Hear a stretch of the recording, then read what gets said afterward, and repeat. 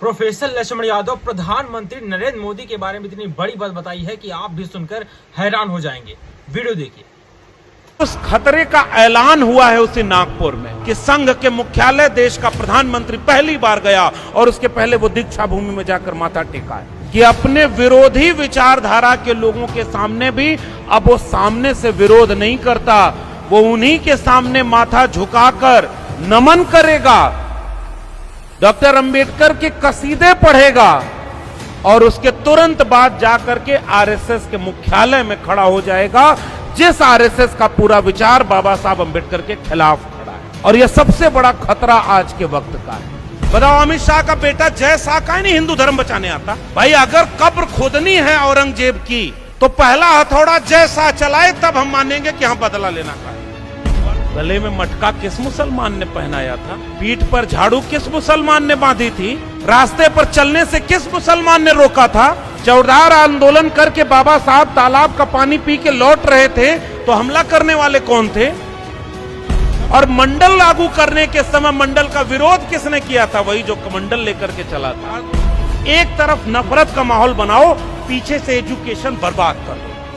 हमारे पिछले 100, 150, 200 साल के महानायक लड़े शिक्षा के लिए, और संत गाडगे कहते हैं कि अगर थाली न हो तो हाथ पर रोटी रखकर खा लेना। संत गाडगे किसके लिए लड़ गए और आज शिक्षा आपसे दूर हो गई?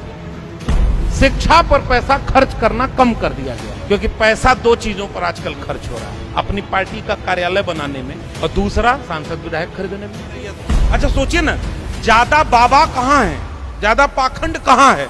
जहां शिक्षा नहीं है। और जहां जहां शिक्षा है वहां वहां बाबा नहीं है।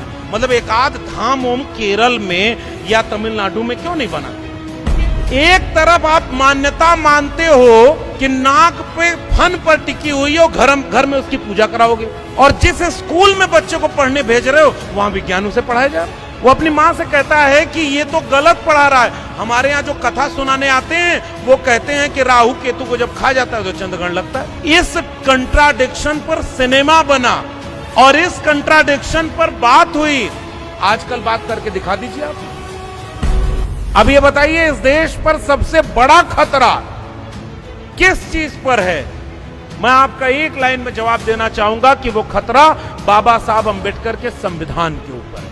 और वर्ण सिस्टम फेक है, फ्रॉड है, और केवल हमारे लोगों को बांटने के लिए रखा गया। किसी भी सवर्ण से पूछेंगे वो अपनी जाति नहीं बताता, अपना वर्ण बताता है। और हमारे यहाँ जितने ओबीसी से पूछ लीजिए, कोई यादव बताएगा, कोई कुर्मी बताएगा, कोई कुंभी बताएगा, वो ओबीसी नहीं बता पाता। और ये दिक्कत धीरे धीरे